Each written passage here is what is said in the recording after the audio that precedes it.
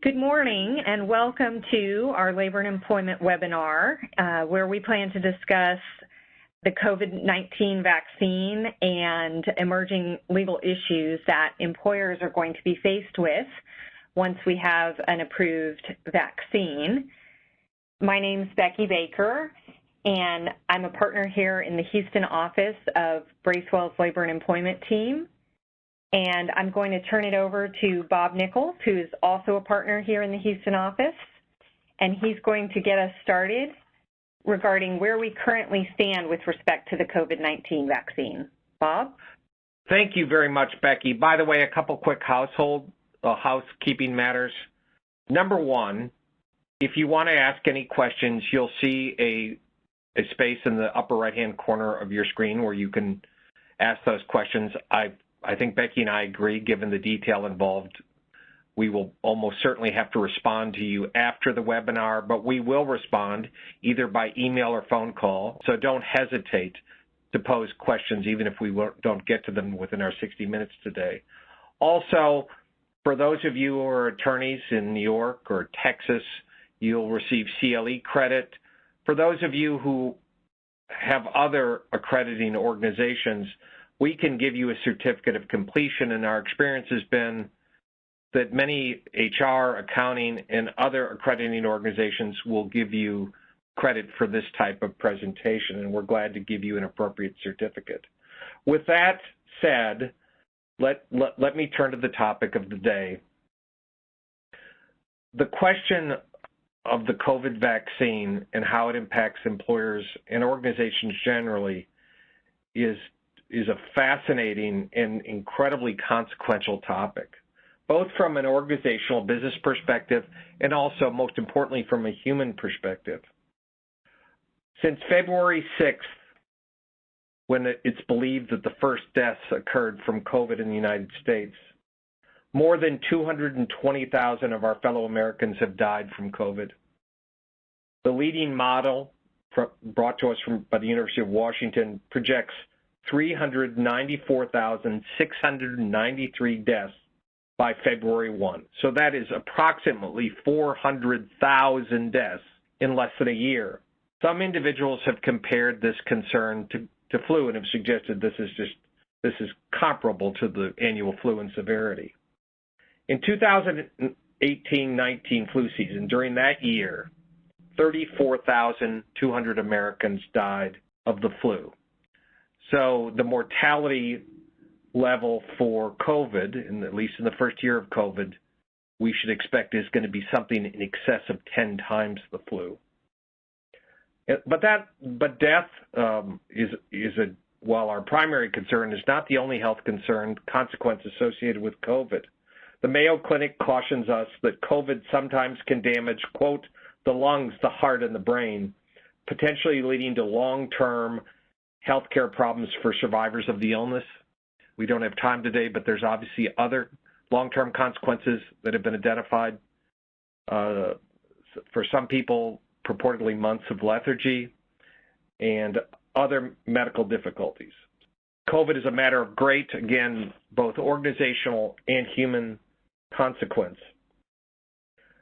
And Becky and I are employment lawyers, and we've had the opportunity to practice together a long time, and I don't think there's been a more interesting and, again, consequential issue we've faced as employment lawyers than COVID-19. We've seen, for example, many of the white-collar employees that our clients employ spend the last 6+ months at home.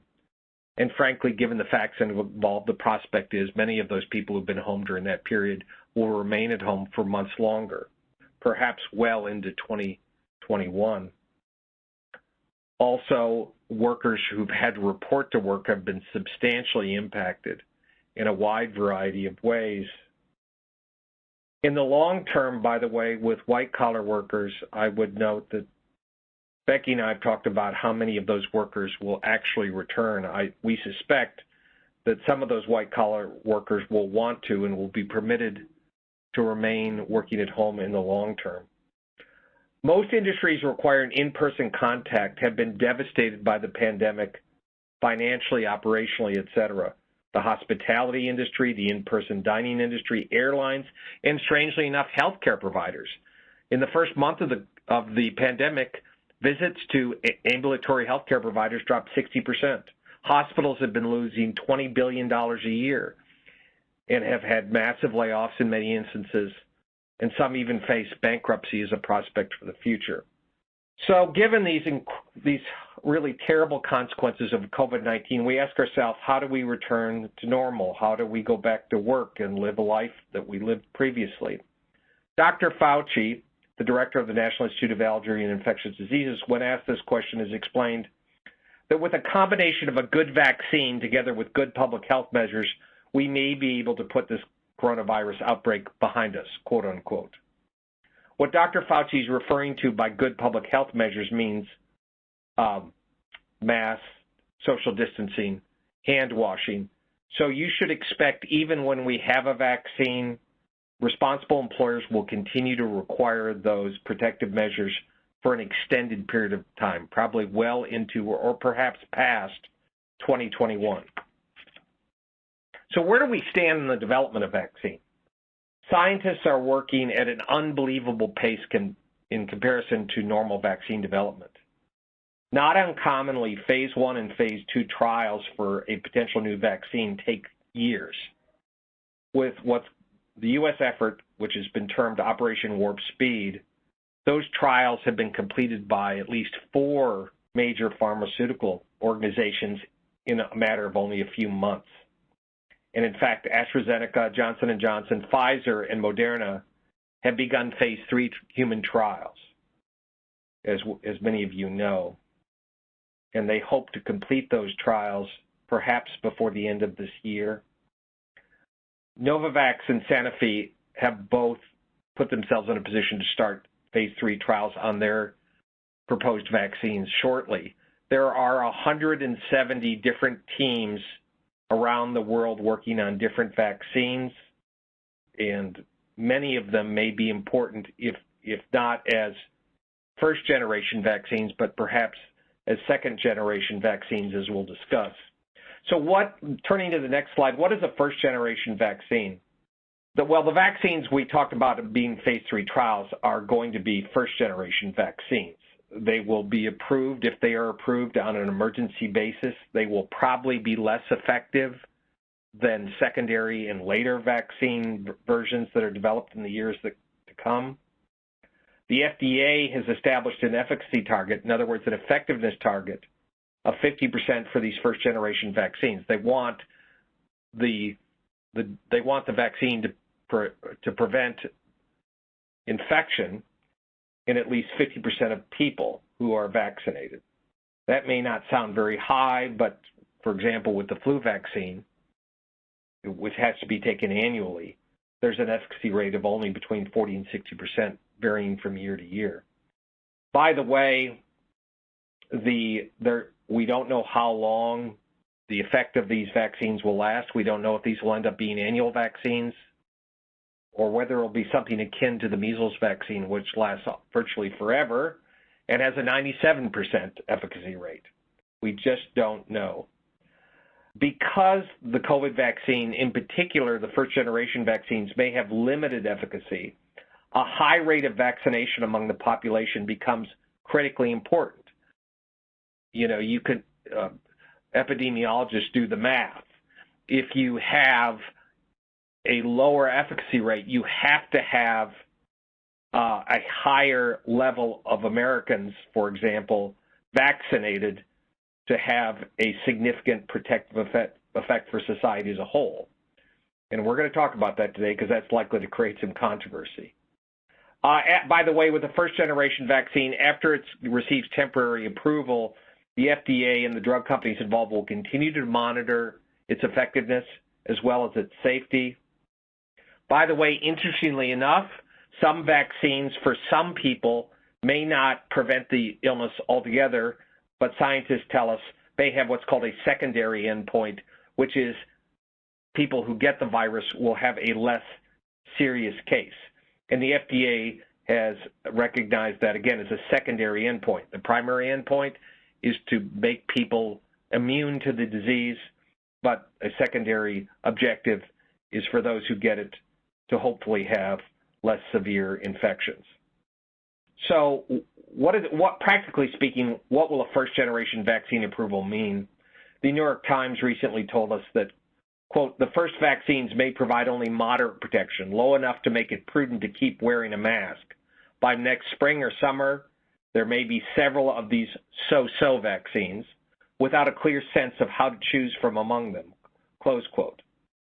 The Gates Foundation, an extraordinary organization, is currently devoting hundreds of millions of dollars to funding second-generation research and preparing for high-volume production, mostly to make it possible for people in impoverished countries to ultimately receive an effective vaccine. So a question will arise which vaccine to choose. There probably will be ultimately in the coming year several first-generation vaccines approved. Some of those vaccines will likely require 2 different injections separated by a period of weeks. Some may only require 1. They will have different levels of efficacy, and they will have different profiles with regard to safety. Some of them might involve, for example, some negative health effects like the flu vaccine could have in the days following the injection. Time will tell. Some vaccines may involve, again, near-term adverse effects. Again, Becky and I have talked about the fact that in reading a great many of the articles and pieces written on what a vaccine will likely be like, there are few healthcare providers who seem to be worrying that these vaccines are likely to have detrimental long-term health effects to people, but we simply don't know, and time will tell. But for the most part, that doesn't seem to be the expectation of researchers. That certainly not that that's likely.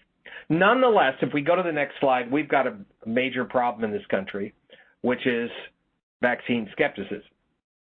We have a high level of skepticism about vaccines under normal circumstances. We're all familiar with the quote-unquote anti-vaxxer movement. Now there seems to be even a higher level of concern with this particular vaccine that will become available. Gallup has had a reoccurring survey that Becky and I followed and asked, quote, if the FDA-approved vaccine to prevent COVID-19, if it was available right now at no cost, would you agree to be vaccinated? When Becky and I wrote an article this summer, we were surprised to see that, like you can see on July 20 to 26, a third of Americans said they would not agree to have the vaccine. And we saw the percentage drop to 50% in mid-September. Now, that appeared to be to some extent a reaction to worries that the approval process for the vaccine was going to be politicized and perhaps rushed. My guess is that after the election, the number of people willing to have the vaccine will modulate back upwards to some extent because there'll no longer be this worry that a vaccine will be rushed to production for political reasons. Now, with that background, let me turn back to Becky to talk to you about this really interesting question of what kind of government authority exists or doesn't exist to order people to have vaccinations. Thanks, Bob. It's an interesting question because, as Bob left off with those surveys, in the event there doesn't appear to be a rush for voluntary vaccination, you know, where might that lead us in terms of mandatory vaccination? And we're going to spend a lot of time talking about, you know, the potential for employer policies that mandate vaccination for their employees. But the first step to thinking about that is, you know, will there be any government mandates?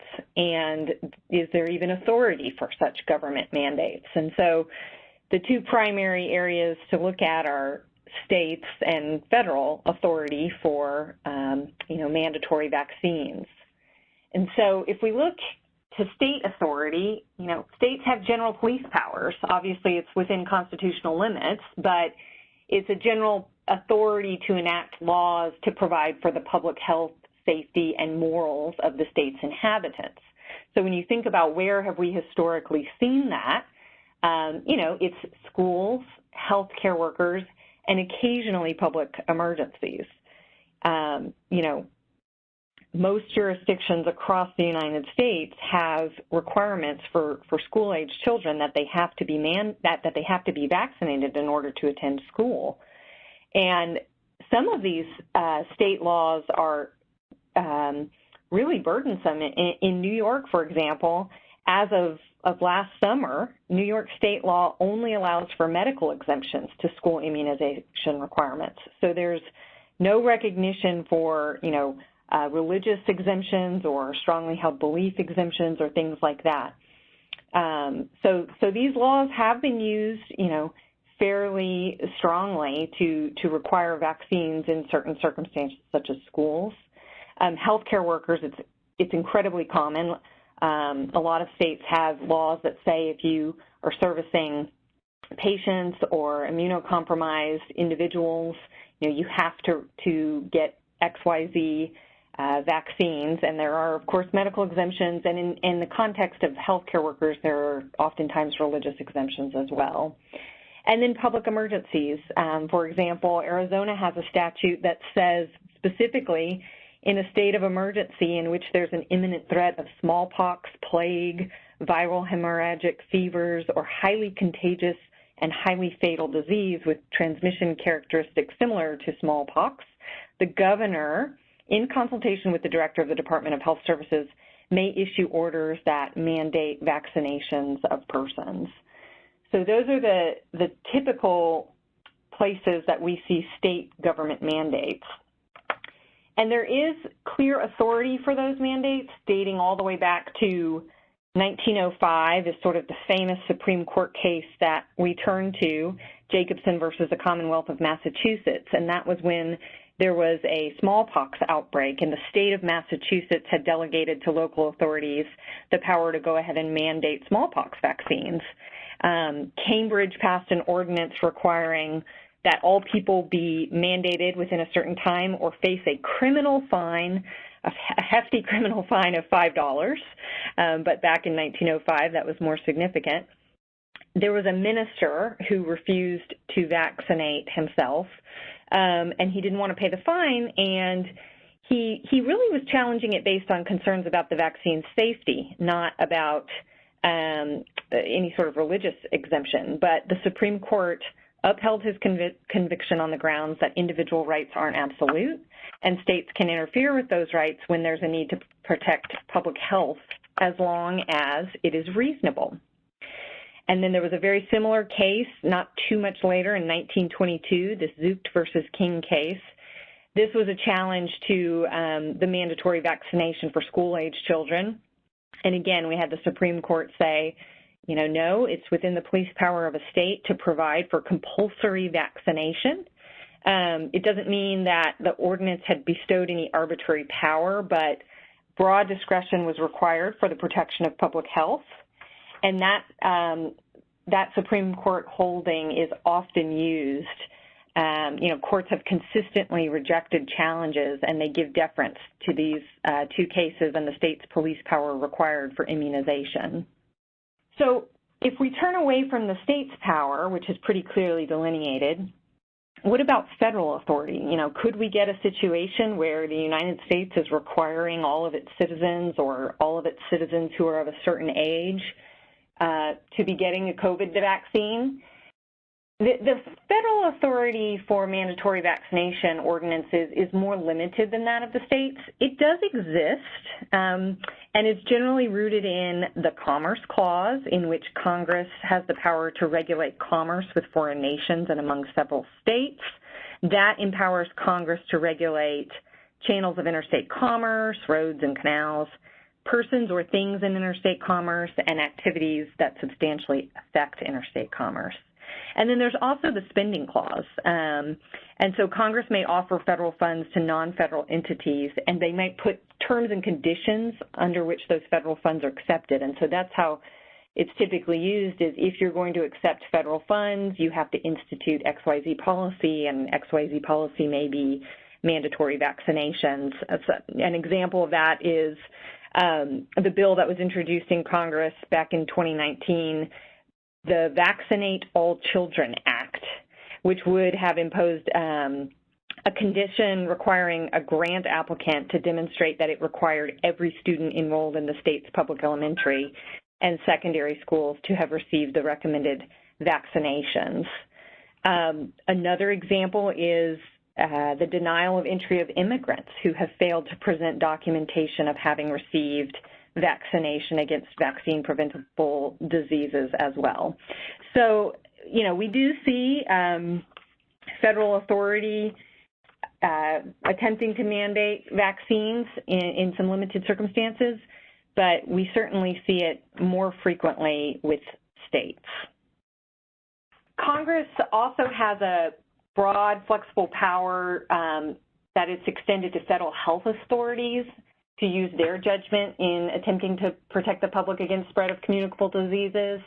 And so those examples would be, you know, quarantine and isolation measures. So when we think about all of these things combined, you know, should we anticipate that there will be government mandates for the COVID vaccine? I mean, certainly that might be something that makes the decision easier for an employer, is if the employer is not having to make that decision, but rather, you know, we can turn to the government. And at this point in time, we do not anticipate a broad-based all-citizen vaccine mandate by the federal government. You know, Dr. Fauci has been clear as recently as August 2020. He stated, you don't want to mandate and try and force anyone to take a vaccine. We've never done that before. So I don't think we can count on some type of broad-based federal mandate. You know, that leaves us with the question of what about states and localities? And, you know, I think there's potentially more avenues for that to take place if you've got a specific state or locality that's having a widespread outbreak that it can't seem to control. There was an article published in the New England Journal of Medicine in October that outlined 6 trigger criteria for a state to mandate COVID-19 vaccinations. So they think in the event these 6 criteria are present, that a state should consider a mandate. And that would be that COVID is not adequately controlled in the state, that ACCIP has recommended vaccination for groups in which the mandate is being considered. And ACCIP is the Advisory Committee on Immunization Practices. It's a committee that's part of the CDC. It advises on the flu shot. In June of this year, it advised the flu shot for all persons aged 6 months and older who do not have contraindications to the immunization. They have not yet addressed the COVID vaccine, you know, because it has not yet been approved, but we will look to them to see, does ACCIP have any sort of recommendations there? The next criteria is the supply of vaccine being sufficient to cover that population for which the mandate is being considered. Obviously, you have to have enough of the vaccine if you're going to require it. Available evidence and about the safety and efficacy of the vaccine is something that they would consider, that the state has created an infrastructure to provide access to the vaccine without any sort of financial or logistical barriers, a compensation fund for workers who might have adverse effects from a required vaccine, and, you know, monitoring real-time side effects. And then also looking to whether or not there's a voluntary uptake of the vaccine among high priority groups, having fallen short of the level required to prevent epidemic spread. So, you know, obviously that's not any sort of 6, you know, mandated criteria, but it summarizes what we would expect sort of states and local governments to look to if they are considering it. You know, there is an example, as recently as 2019, New York City required people who were living and working in 4 different zip codes in Williamsburg, Brooklyn, to get the measles vaccine or pay a $1,000 fine. They were having a terrible outbreak there, and it was a large percentage of the population had not gotten the vaccine. And so they determined, you know, the Department of Health and Mental Hygiene said, look, we have to take action here. And so you know, it was challenged in the courts in New York, and, you know, I thought this quote was interesting from the judge that refused to lift the vaccination order, saying, firemen need not obtain the informed consent of an owner before extinguishing a house fire. vaccination is known to extinguish the fire of contagion. So, there is precedent for localities implementing mandatory vaccination policies. It is, of course, rare. We think it would be unlikely for any sort of full state mandates, but perhaps, local jurisdictions if they're having an uncontrolled spread. In terms of what we've seen, any sort of commentary from, government authorities, it was interesting, the Virginia Health Commissioner, Dr. Norman Oliver, when he was asked about whether or not Virginia would mandate the vaccine for its citizens once it becomes available, he said, yes, we're going to make immunization mandatory. But then, of course, the governor's office was asked about it and said, no, we've not taken any sort of official policy position on whether that vaccine would be mandatory. They followed back up with Dr. Oliver, and at that point he said, I was just sharing my personal opinion as a physician. So I think, we are seeing governments sort of hesitate to commit one way or the other whether or not they would make anything mandatory. Another example of sort of a little bit of backtracking, the New York State Bar Association Health Law Section issued a report in May in which it was very clear that for the sake of public health, mandatory vaccinations for COVID-19 should be required in the U.S. as soon as it's available. That was our initial position. Well, then they revised their report in September. You can see it's a much more tempered response. After testing and as supported by scientific evidence, once a safe and effective vaccine becomes available, then they recommend that a vaccine subject to scientific evidence of safety and efficacy be made widely available and widely encouraged. And then, if a public health authority concludes necessary, required. So, a much more cautious response to their May report in which they suggested that it actually should be mandated.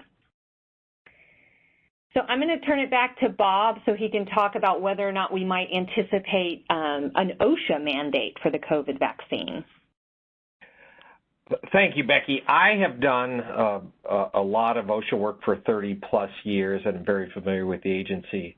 It is, while they have their general duty clause under the Occupational Safety and Health Act of 1970, mandating that employers, private sector employers, maintain generally a safe workplace for their employers. It has not been the approach of OSHA in the past, and we've had illnesses and vaccines before, and they have commented on H1N1 and other health issues that call for vaccines.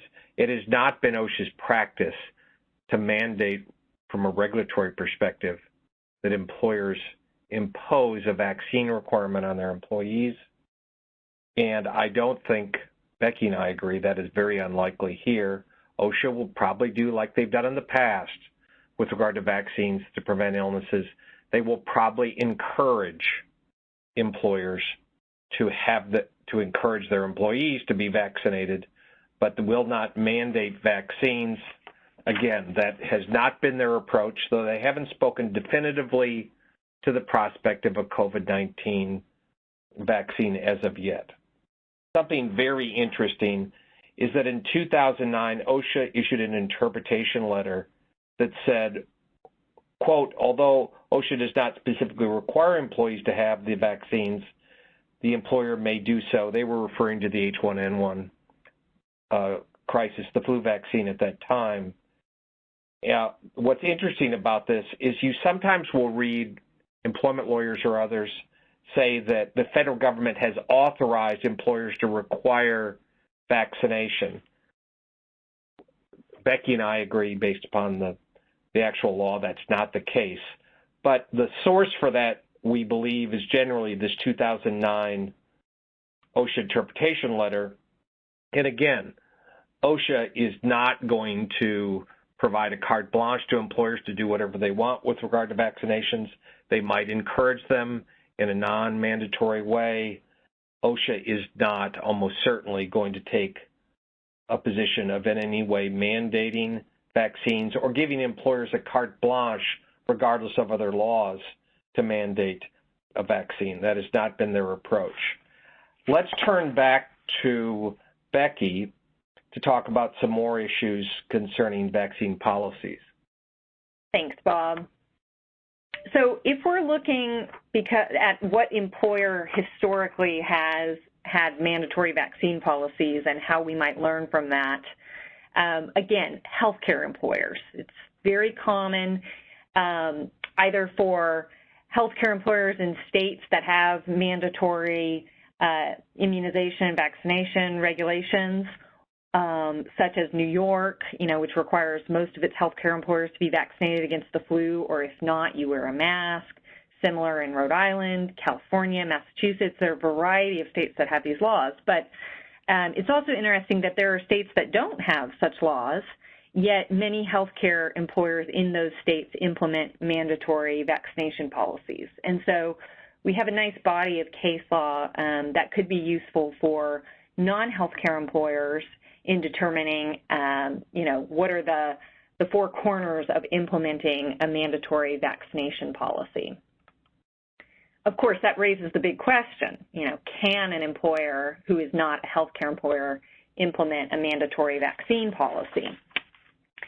Under Title I of the ADA, an employer cannot make covered medical inquiries of an employee unless the inquiry is job-related and consistent with business necessity. So why are we bringing that up with vaccines? I wasn't talking about making medical inquiries. Well, the issue is if you're going to impose a mandatory vaccination requirement, that sort of in and of itself involves the employer making a medical inquiry for each of its employees, because you can't know whether someone is in violation of your policy unless you have asked them, have you taken the vaccine? And so for healthcare employers, courts have concluded that vaccination requirements are job-related and consistent with business necessity, and so making those inquiries is acceptable under the ADA. We've got federal court decisions and examples that an Eighth Circuit Court of Appeals 2018 opinion called Husvet versus Alena Health Systems that effectively recognized that confirming compliance with the employer-required vaccination requirement involves making a medical inquiry, but that's part of a legitimate business need given the vulnerable patient care population that they serve. So we've got healthcare employers having been confirmed by the courts that, yes, it is a medical inquiry under the ADA to have a mandatory vaccination policy, but that is generally okay in the healthcare setting. So again, what about non-healthcare employees? Is it job-related and consistent with business necessity? We don't have a clear answer on that yet because we don't even have a vaccine, but we can sort of take some hints from some of these government authorities to see what they think. We've got that hint from OSHA that Bob mentioned briefly a moment ago, the 2009 interpretation letter that says, although OSHA does not specifically require employees to take vaccines, an employer may do so. So, an employer could potentially lean on that OSHA interpretation. We've also gotten a few hints from the EEOC. There's COVID-19 related guidance that has acknowledged this pandemic that we're in right now does meet the ADA's direct threat standard, and that means employers can make more extensive medical inquiries and place controls in the workplace than the ADA would typically allow. I think that the place we've seen that, the most obvious place, is temperature taking, having employees take their temperature at the door before they can come in. Was really what the EEOC was talking about when it said that sort of inquiry was acceptable because the pandemic meets that direct threat standard. But something that's interesting about temperature taking is that's a medical inquiry that shows immediately whether the employee who is seeking to enter the premises and be around other employees might have symptoms, and if they might have symptoms, then they may pose a clear direct threat to the other employees in the office. So that obviously makes that inquiry very legitimate and business necessary. But, it's not quite the same with a vaccine. Did you take the vaccine or not? Just because you didn't take the vaccine does not necessarily mean you pose a threat to other employees if you're not carrying the, COVID. So again, we don't know. You know, my sense is the EEOC would say that is permissible given the danger of COVID and given, you know, how easily it spreads and what a threat it is in the workplace. But again, it's sort of a, you know, we have to wait and see. Another piece of guidance we've gotten from the EEOC is in its pandemic preparedness guidance. This was originally prepared back in 2009 with the H1N1 flu, and it was updated in March of this year for COVID. And it point blank asked the question, may an employer covered by the ADA and Title VII compel all of its employees to take the influenza vaccine regardless of medical conditions or their religious beliefs? And the answer is no, but then it goes on to explain, you know, there are exemptions under the ADA for disabilities and also for religious exemptions, which we're about to get into great detail on. But what I think is interesting about this is the EEOC did not simply say, no, an employer could not mandate vaccine requirements. It says no, but the reason it says no is you have to comply with the ADA and Title VII and provide exemptions where the law allows.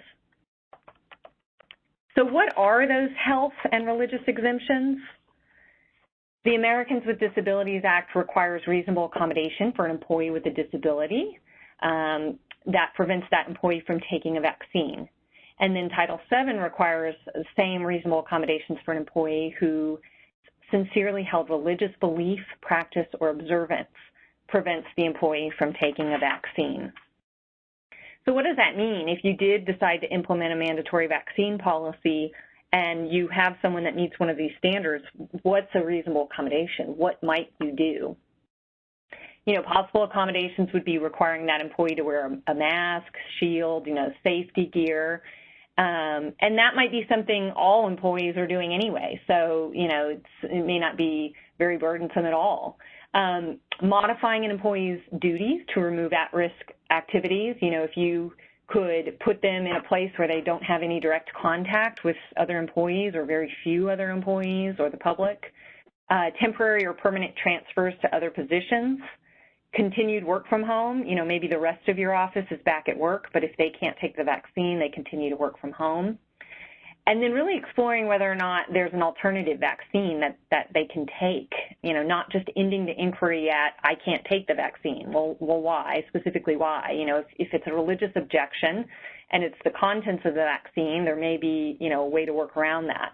Now, obviously, with the COVID vaccine, we don't know the forms that are going to be available, but it is something to keep in mind as a potential accommodation. So let's talk about exemptions under the ADA first. I think they're a little bit more straightforward. You know, we've got some examples for the flu vaccine per the CDC. Anybody that has a life-threatening allergy to the vaccine or the ingredients in the vaccine, like gelatin, antibiotics, egg, things like that. Someone who's had Guillain-Barré syndrome, you know, those people are clearly not supposed to be vaccinated with the flu vaccine per the CDC's recommendations. So if someone presented a doctor's note that, you know, had any of these things as with respect to the COVID vaccine, they should be exempt from it. Pregnant employees are going to pose an interesting question.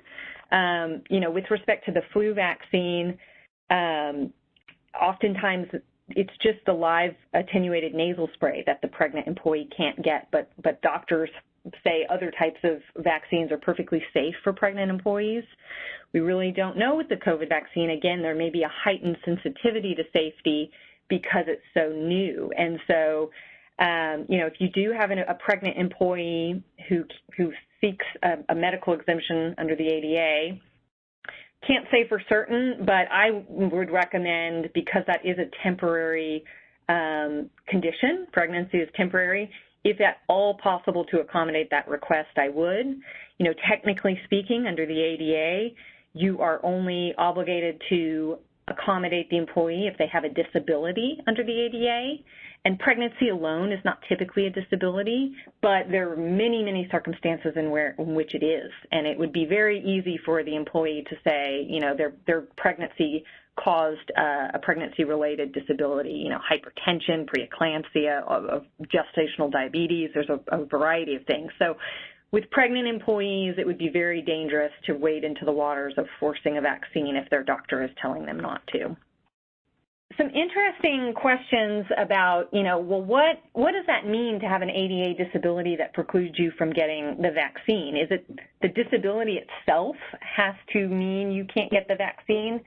And there's a Third Circuit case from 2018 that's very interesting. The employer was found that it should have provided an accommodation to an employee who was trying to avoid getting the Tdap vaccine. And she was citing her underlying conditions of esophagitis and food allergies. Now, the doctor's note she provided did not have any indication that any of the Tdap vaccines, medical contraindications, were present in her. But the issue there was that her doctor said she had severe anxiety with some of the side effects, given her history of food allergies and the esophagitis. They terminated her eventually for not getting the vaccine, and the court held that the actual disability does not per se need to be connected to the vaccine. It doesn't have to be listed as one of those contraindication factors. Rather, if the employee has an issue with taking the vaccine and it's, is any way related to the other disability, regardless of whether or not the disability itself prevents the vaccine from being taken, that an employer should take that into consideration and provide the accommodation under the ADA. So what do you do? Let's say looking down the road, you do have a mandatory policy and you do have someone who says, I can't take it because of a health reason. Then you would engage in the interactive process. And this is the exact same thing you do, with any other request for accommodation under the ADA.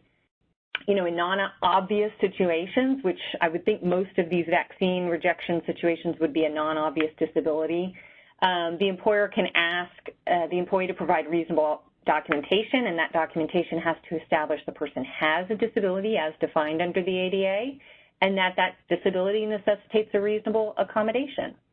So if you're asking, well, what type of documentation is that? You can ask the physician to describe the impairment, the nature and severity and duration of the impairment, activities that it limits, and the extent to which the impairment limits the employee's ability to perform activities. And those things will help you determine whether or not somebody has a disability defined under the ADA.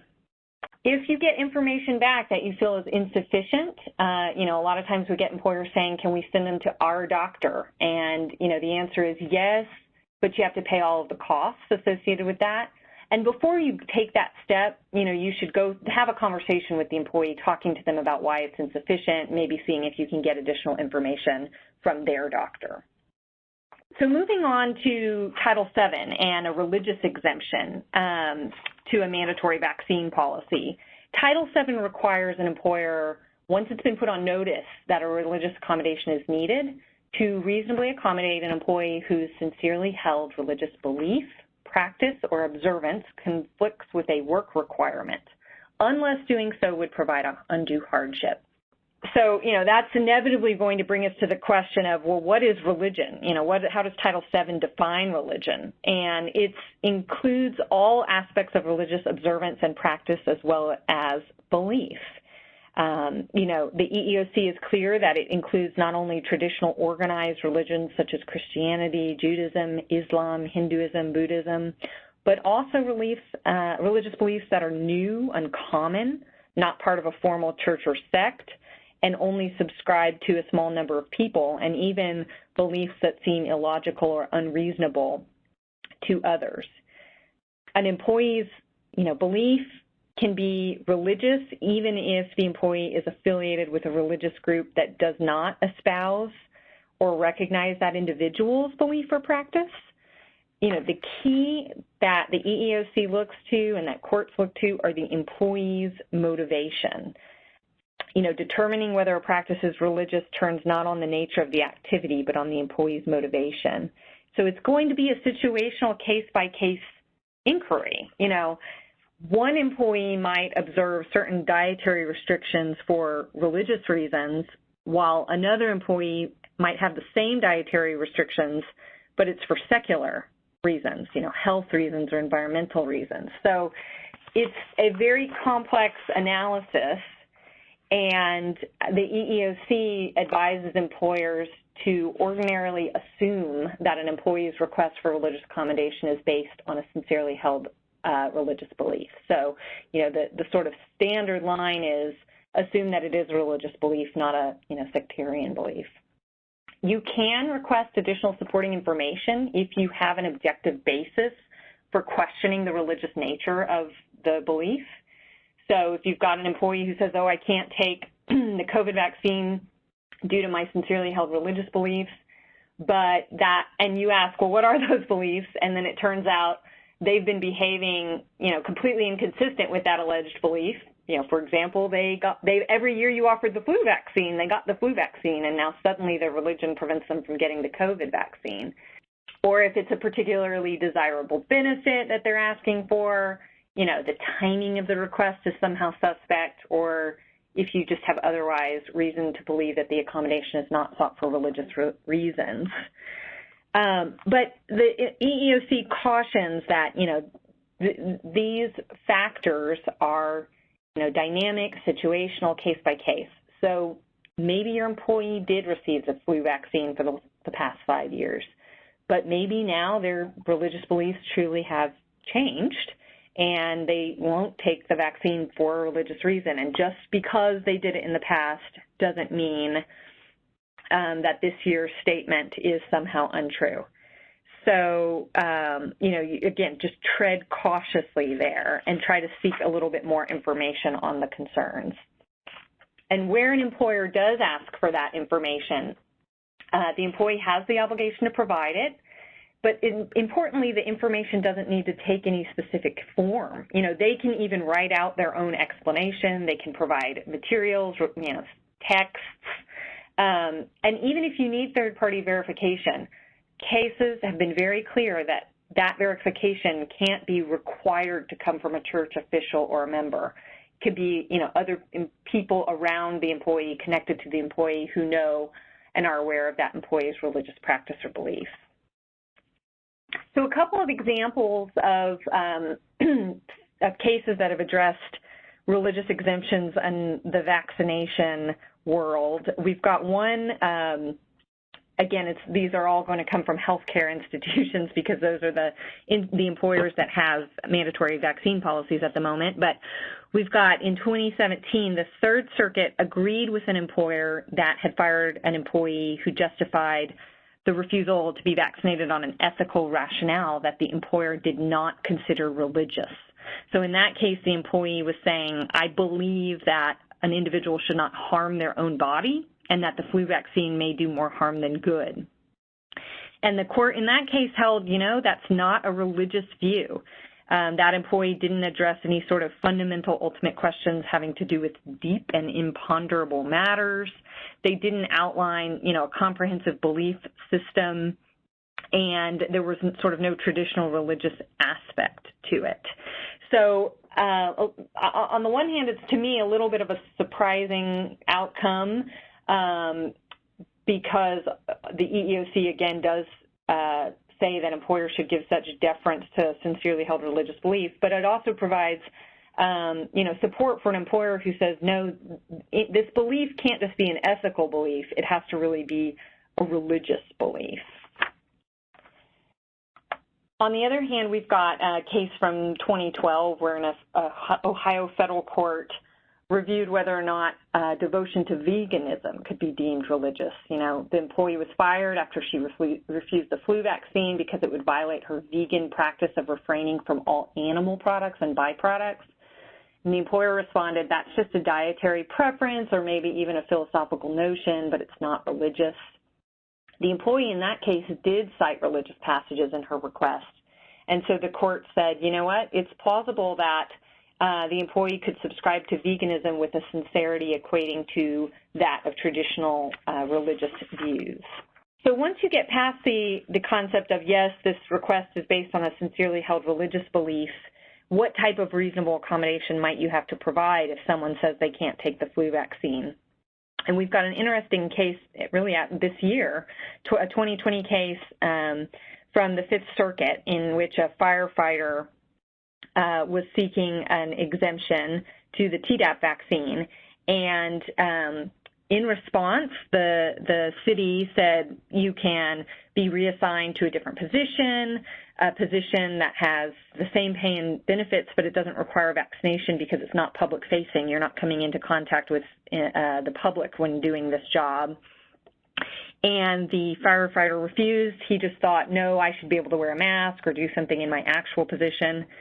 And the court said, no, you know, what the employer offered was a reasonable accommodation. The employee might prefer the hours and duties of his traditional firefighting job, but Title VII does not restrict an employer to those means of accommodation that are preferred by employees. Even the indirect loss of income didn't have an impact on it. So, you know, it is helpful for employers to know there are some options if an employee says, no, I won't get the COVID vaccine.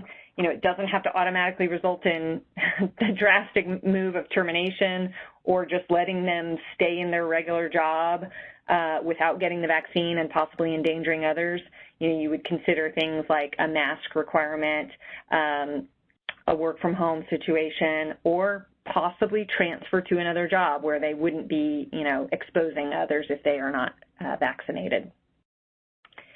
And again, you don't have to provide the accommodation if it would cause an undue hardship.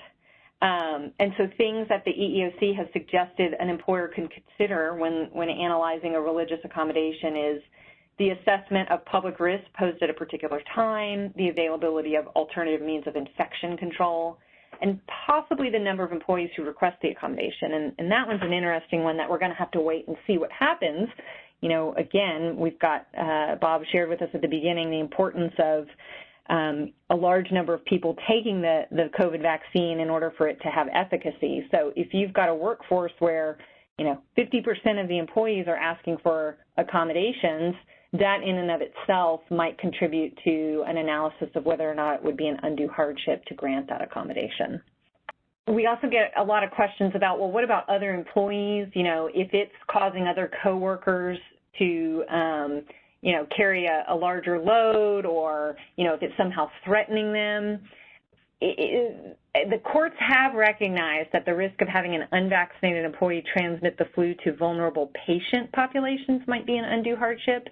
There has been less discussion of transmitting to coworkers, but again, that might be something that we see. You know, there's a question that the EEOC has addressed. What if coworkers complain about an employee being granted an accommodation?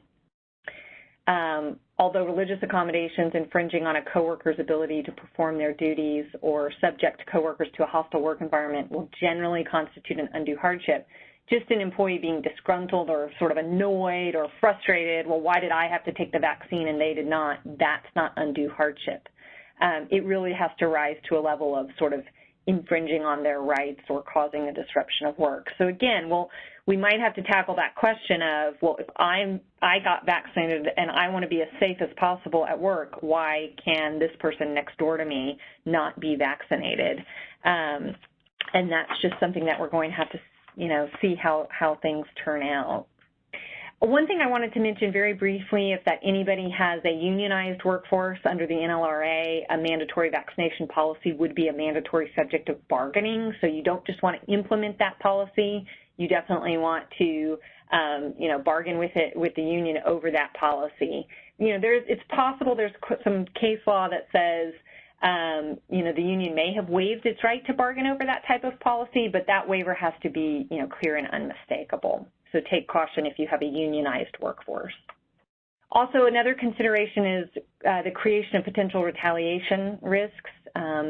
During the swine flu again, OSHA took the position that if you do have an employer-mandated vaccine policy and an employee refuses to take the vaccine, either, you know, an ADA exemption or, you know, they have a medical condition that creates a real danger of illness, that may make them protected under Section 11C of the OSHA Act as it pertains to whistleblower rights.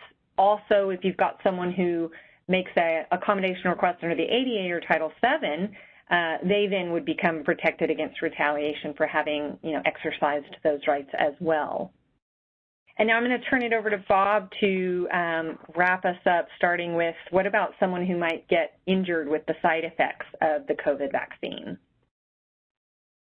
Becky, that was great. Those questions of medical and religious exemptions are complicated and important, and we know that any employer who mandates or attempts to mandate the vaccine for some or all of their employees are going to have to be prepared to deal with those potential exemptions and set up a process for receiving requests for exemption and how to process those exemptions in a manner consistent with the legal principles that Becky just explained to you. I have a few final thoughts. They'll be brief, but they're important, and then we'll wrap up. First of all, I want to talk about the notion of legal obligations arising out of employees being injured purportedly from taking a mandatory vaccine. First of all, we have the question, could be a compensable workers' compensation claim? The answer, as you might expect, will vary from state to state. It may depend on circumstances as well. For example, was it important for the employee's job, given his or her duties, to receive the vaccine, like maybe the case with a healthcare worker or maybe a waiter? The question is not going to have a unitary answer. It's going to depend on factors and depend, most importantly, on the stated issue. You need to check with your broker or your other workers' compensation provider to fully understand, if you're going to mandate vaccines, what the potential workers' compensation exposure is in the states in which you operate. By the way, I do want to mention that something else that's interesting is that it's conceivable, given the OSHA authority we have, that an adverse reaction to the vaccine might conceivably be a recordable injury for OSHA purposes. In the OSHA record-keeping handbook, OSHA tells us in question 7-22 that, quote, if an employee has an adverse reaction to a smallpox vaccination, is it recordable under OSHA's record-keeping rule? And OSHA tells us it can be. Specifically, they said, quote, if the employee has an adverse reaction to a smallpox vaccination, the reaction is recordable if it is work-related and meets one of the general recording criteria. OSHA goes on to explain what work-related means in this context. Specifically, OSHA says that a reaction caused by a smallpox vaccination is work-related if the vaccination was necessary to enable the employee to perform his or her work duties, such as sending someone into an area, a geographical area, that's had a smallpox outbreak. So we don't have OSHA telling us yet what their position will be on recording of adverse reactions to the COVID vaccine. But we know from the smallpox vaccination question example in the OSHA record-keeping handbook that we can't assume that they will not be recordable, and we have to look for what OSHA provides.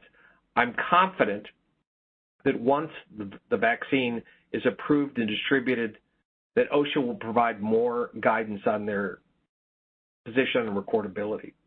I want to wrap up with just some really important thoughts, in my view, about just basic pros and cons of a mandatory approach to the vaccine. Let's start with the pros. Many of our clients are eager to return to normal with their operations, both for financial reasons and otherwise.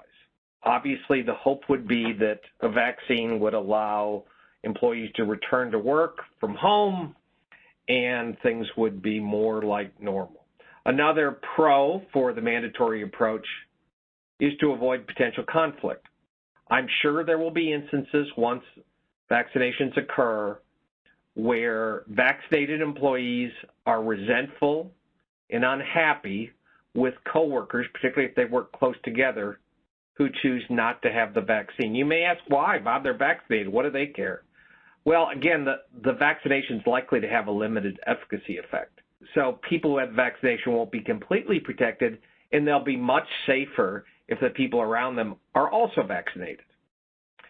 So if you have a unitary approach, everyone is vaccinated, some may believe that that will reduce conflict.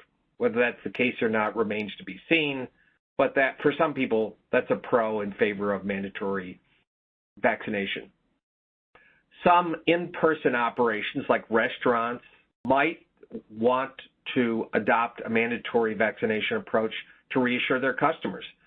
Becky and I have talked about the the fact that maybe next year we'll see outside of restaurants or stores all employees vaccinated to assure customers that they're at less risk. We will see. Also, a benefit of mandatory vaccination is you protect some of the high-risk employees who may be coming to work. Someone who has very severe diabetes, for instance, heart disease, is at especially high risk that if they contract COVID of perhaps dying, and they may prefer that their coworkers are vaccinated. So that's an advantage of a mandatory approach. Also, we talked about the general duty clause. Are you meeting your OSHA obligations generally to protect your employees at work? Well, obviously, if you required vaccination, that would lend credence to the notion that you're taking reasonable steps. Also, you may be worried about lawsuits from customers and others who have contact with your employees, and you might figure that if you mandate vaccines, that will provide you with an added layer of protection. Whether that is the fact or not, again, remains to be seen. Let's talk about some cons to wrap up today. The administrative burden of mandating vaccines would be considerable. First of all, you would have to come up with a process to receive and analyze and administer religious and medical exemptions. Also, you would have to determine how do you actually assure someone's been fully vaccinated. Bear in mind there will likely be multiple vaccines approved. Some will require probably 2 shots. Some may require only 1 shot.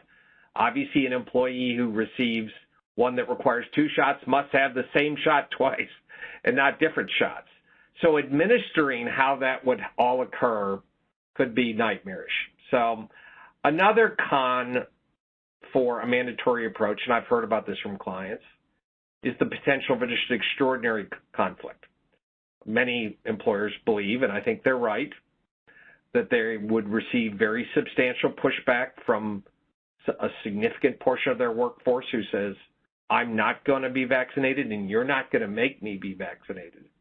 And you might even have fears that that would precipitate protected concerted activity under the National Labor Relations Act, like petitions from employees against vaccination, or picketing, or handbilling, or mass emails trying to stop your mandatory vaccination program. That is a fight that many employers choose to avoid and will not, for that reason, will not mandate vaccines. Some employers will fear not only concerted activity, but actual unionization efforts that might arise out of a mandatory vaccine program. Other employers expect, and probably logically so, that they may face litigation from employees on a variety of the theories we've discussed with you today. And then there's a very human con to requiring all of your employees or a segment of your employees to be vaccinated, which is the vaccine that we will likely have in the coming months will be, again, a first-generation vaccine approved on a temporary emergency basis.